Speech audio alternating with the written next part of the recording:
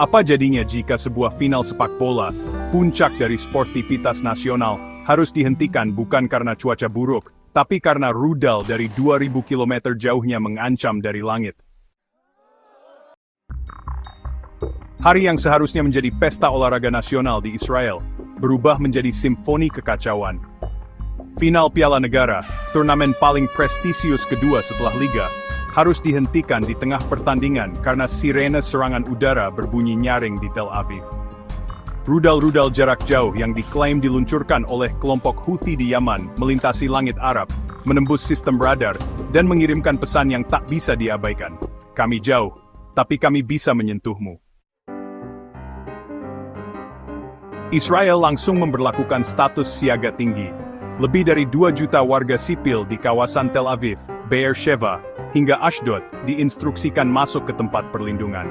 Aktivitas ekonomi terganggu, penerbangan sempat dialihkan, dan semua siaran langsung pertandingan dihentikan.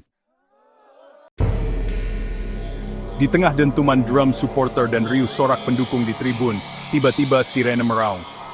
Langit Tel Aviv berubah warna, bukan karena kembang api kemenangan, tapi karena ancaman ledakan dari langit Arab. Detik itu juga, euforia nasional berhenti. Tidak dengan peluit wasit, tapi oleh realitas pahit bahwa perang kini menembus stadion.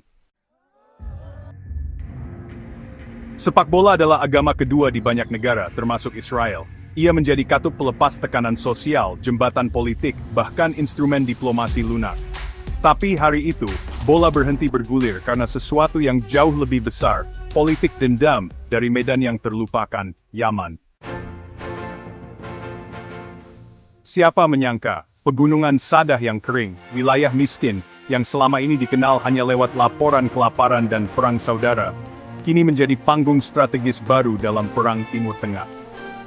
Kelompok Houthi yang sejak 2015 dihujani bom koalisi Arab, telah menjadi ahli dalam satu hal: bertahan dalam keterbatasan. Dan dari keterbatasan itu, lahirlah rudal-rudal jarak jauh yang tidak hanya membawa bahan peledak bom, tapi juga muatan psikologis dan pesan simbolik. Rudal itu tidak hanya mengarah ke Tel Aviv. Ia menabrak persepsi lama bahwa hanya negara besar yang bisa membuat dunia terdiam, bahwa hanya teknologi tinggi yang bisa menundukkan lawan. Kini, kelompok bersenjata dari negeri termiskin di semenanjung Arab mampu menginterupsi acara nasional di negara paling maju di kawasan. Dan itu, dalam konteks psikologis geopolitik, adalah ledakan yang jauh lebih memekakkan daripada suara rudal itu sendiri. Perang modern bukan tentang siapa yang kuat, tapi siapa yang mengguncang persepsi. Perang hari ini tak lagi tentang merebut wilayah. Perang hari ini adalah tentang mencuri panggung, merebut narasi, dan menanamkan keraguan ke dalam benak musuh. Ketika warga sipil Israel berlarian ke bunker, dunia menyaksikan bukan sekadar reaksi terhadap ancaman. Dunia menyaksikan bahwa rasa aman Israel bisa dikoyak dari jarak 2000 km. Dan itu menciptakan efek domino yang sangat mahal. Pasar saham terguncang, aktivitas ekonomi di kota besar tertunda, pemerintah dituduh gagal menjaga simbol publik.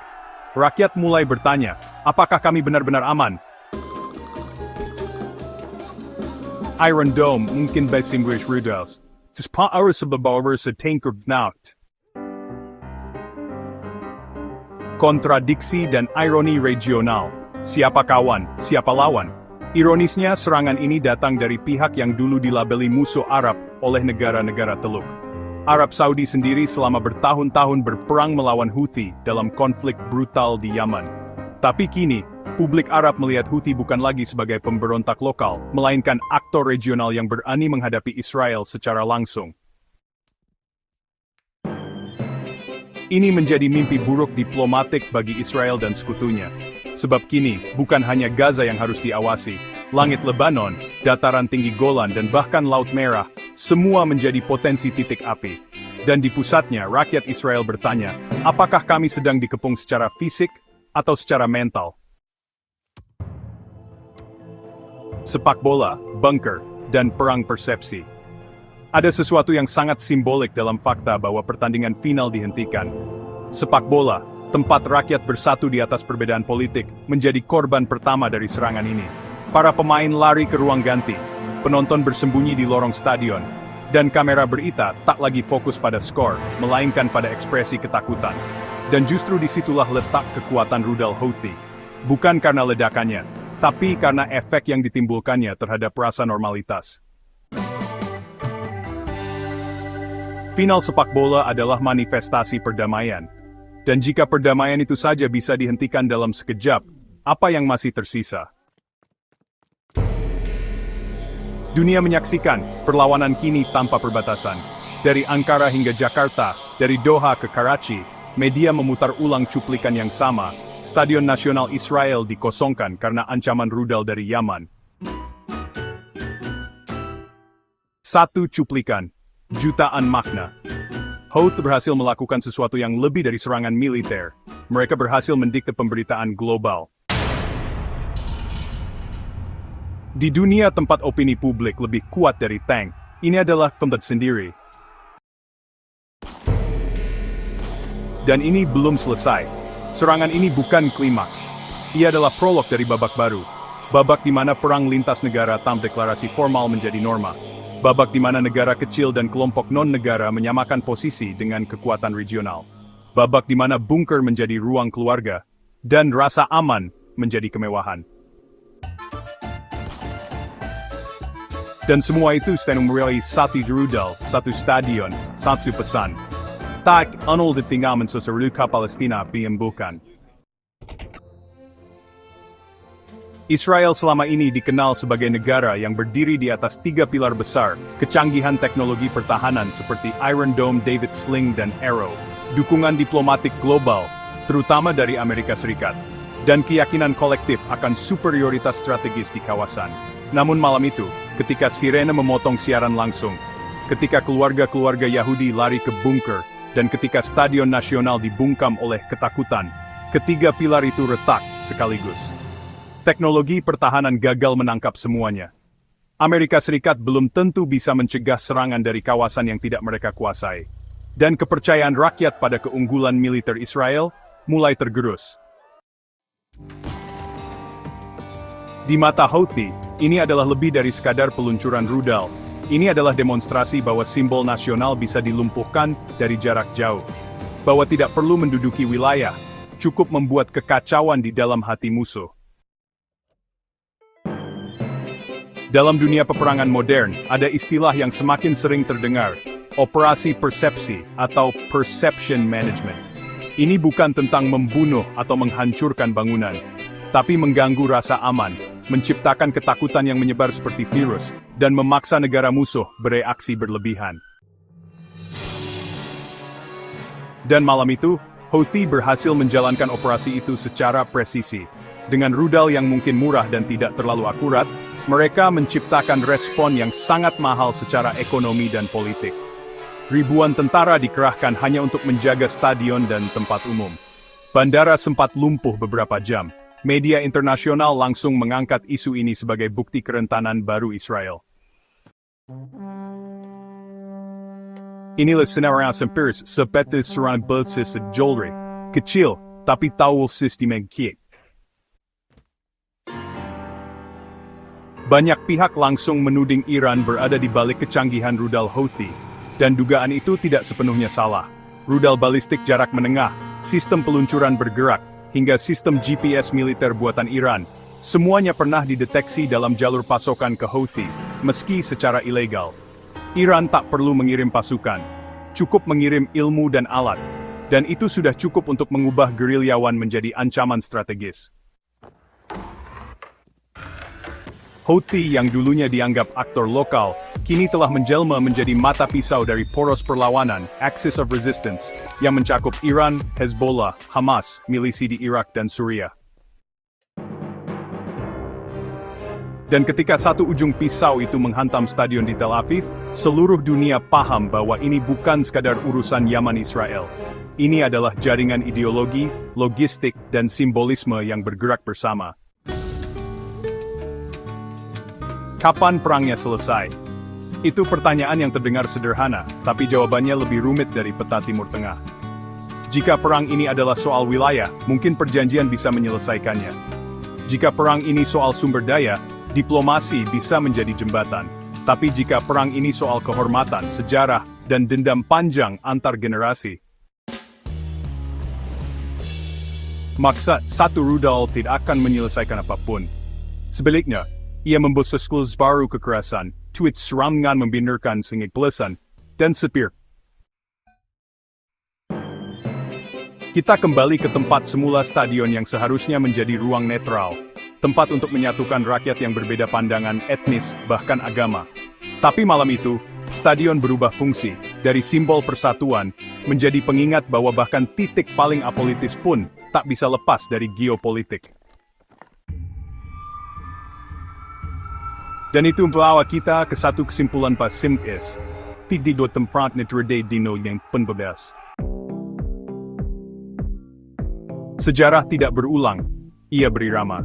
Mungkin serangan rudal ini mengingatkan sebagian orang pada momen serupa dalam sejarah serangan rudal Scud oleh Irak ke Israel pada tahun 1991, pengeboman stadion di Suriah oleh ISIS, dan Perang Gaza 2014, di mana kehidupan sipil lumpuh karena sirene tak henti.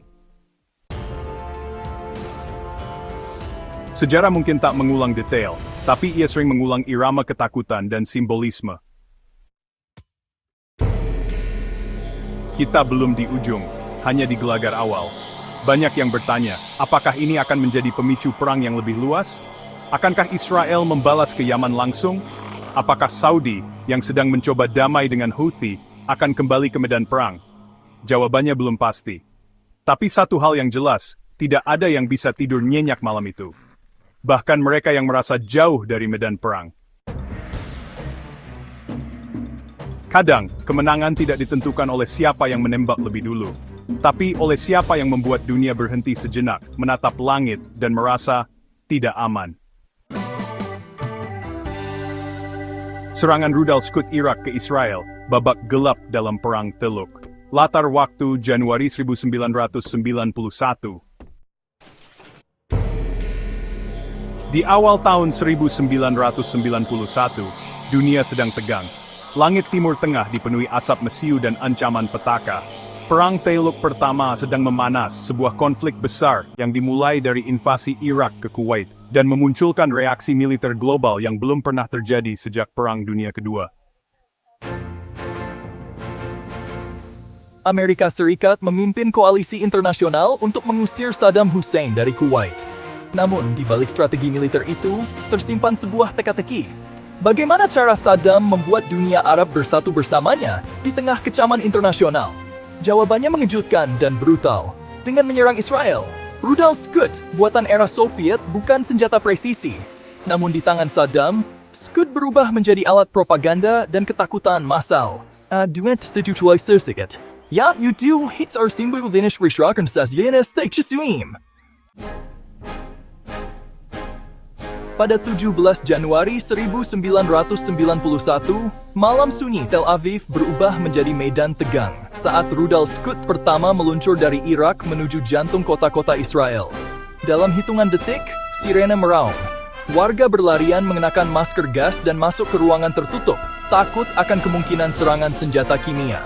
Saddam tahu satu hal, menyerang Israel walau tak relevan secara militer bisa membakar emosi dunia Arab. Dalam perang yang tidak langsung melibatkan Israel, keputusan Saddam untuk meluncurkan rudal Scud ke Tel Aviv dan Haifa adalah langkah strategis yang brilian sekaligus putus asa. Memprovokasi Israel untuk membalas. Jika Israel masuk perang, negara-negara Arab peserta koalisi seperti Arab Saudi, Mesir, Suriah akan dipaksa menarik diri, karena rakyat mereka tidak akan mendukung perang bersama Israel. Menyatukan dunia Arab di belakangnya. Meski agresornya, Saddam ingin mencitrakan diri sebagai pembela Palestina dan satu-satunya pemimpin Arab yang berani melawan Zionis. Menggeser narasi perang. Dari Irak menyerang Kuwait menjadi Arab melawan Israel dan Barat. Strategi itu, meski tidak berhasil sepenuhnya, cukup untuk membuat jantung politik dan militer Israel berdetak lebih cepat. Selama 6 minggu, lebih dari 39 rudal Scud menghujani Israel. Sebagian besar diarahkan ke Tel Aviv dan Haifa. Beberapa jatuh di area pemukiman padat. Ratusan rumah hancur. Sekitar 74 orang tewas, sebagian karena sesak napas akibat masker gas atau serangan jantung akibat kepanikan. Ribuan lainnya terluka secara fisik maupun psikologis. Ratusan ribu warga Israel tinggal di ruang tertutup selama berminggu-minggu. Namun yang paling dramatis adalah ini, Israel tidak membalas, karena Amerika Serikat yang memimpin koalisi Perang Teluk memohon pada Israel untuk tidak masuk perang. Jika Israel masuk, negara-negara Arab yang tergabung dalam koalisi bisa mundur, dan itu akan menghancurkan legitimasi internasional dari perang tersebut. George H.W. Bush bahkan mengirim baterai Patriot missile dan ratusan teknisi AS ke Israel sebagai hadiah kompensasi untuk menahan diri. Israel, demi menjaga aliansi Barat, Dumaland. Serangan rudal Scud ini membuka mata dunia bahwa Israel dengan segala kecanggihan militernya tidak sepenuhnya kebal. Ini adalah pertama kalinya sejak Perang Yom Kippur 1973 bahwa wilayah pusat Israel diserang langsung dari negara asing. Dan ini juga menjadi pertama kalinya sejak berdiri tahun 1948, rakyat Israel bersembunyi bukan karena roket milisi kecil, tapi rudal antar negara. Peristiwa ini mengguncang psikologi publik Israel. Mereka sadar geografi mereka membuat mereka rapuh.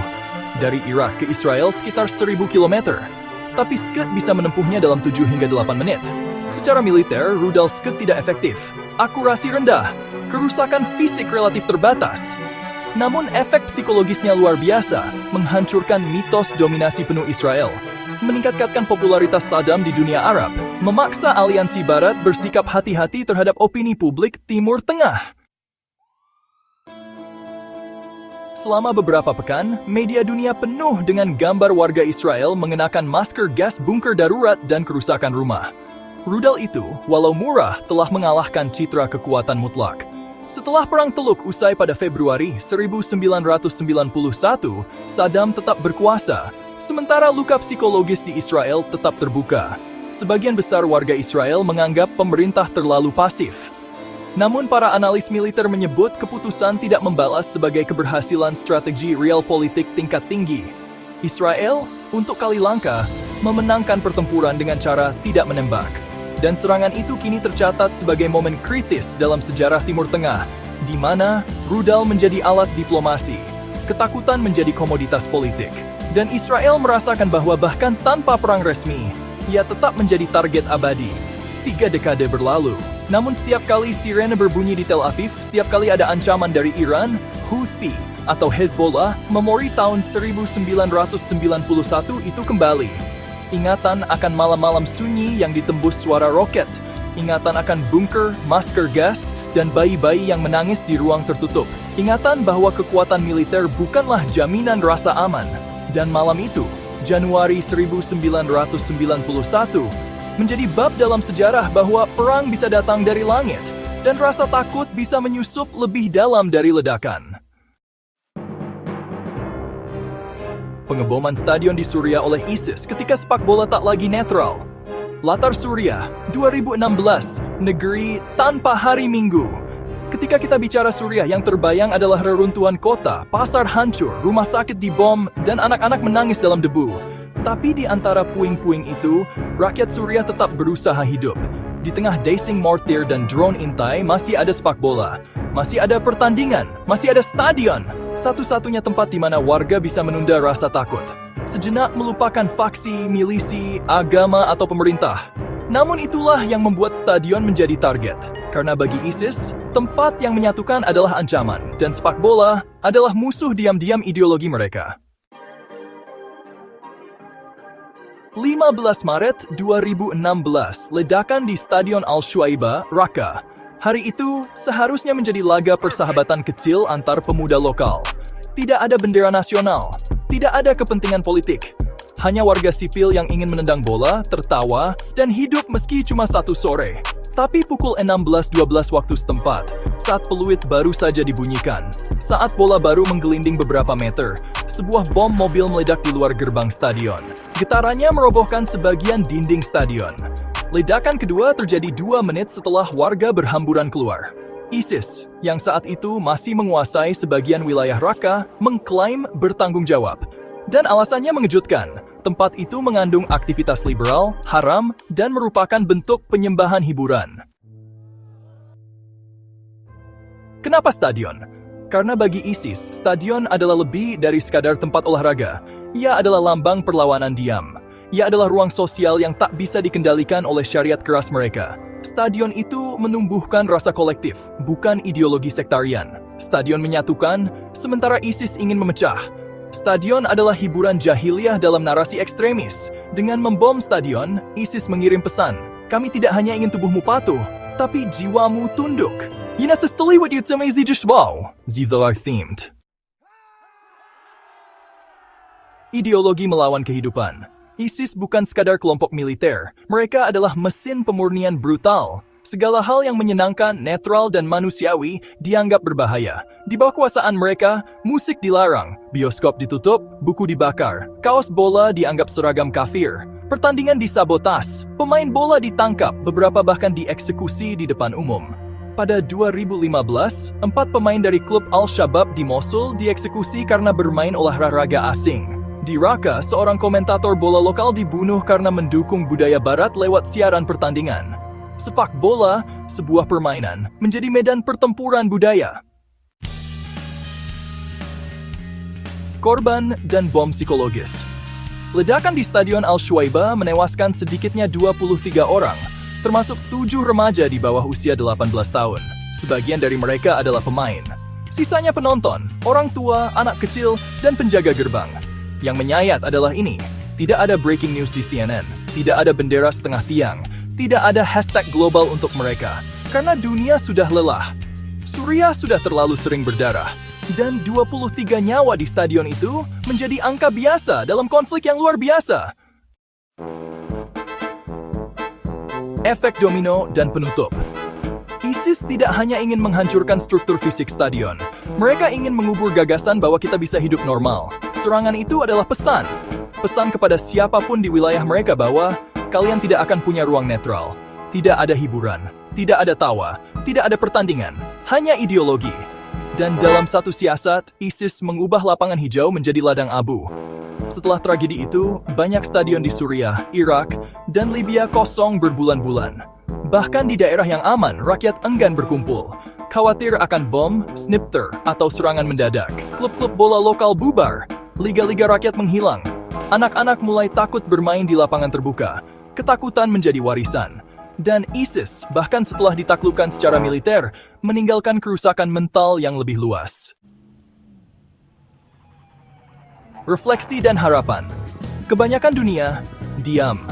Karena ini bukan Paris, bukan London, bukan New York. Ini hanya stadion kecil di Raqqa, kota yang bahkan sebagian peta digital tak lagi perbarui.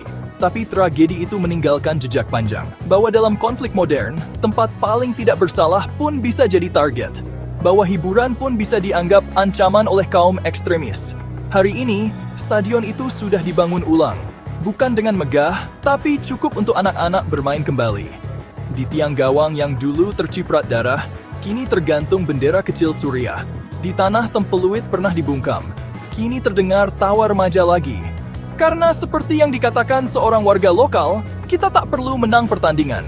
Cukup bisa bermain, itu sudah kemenangan melawan teror.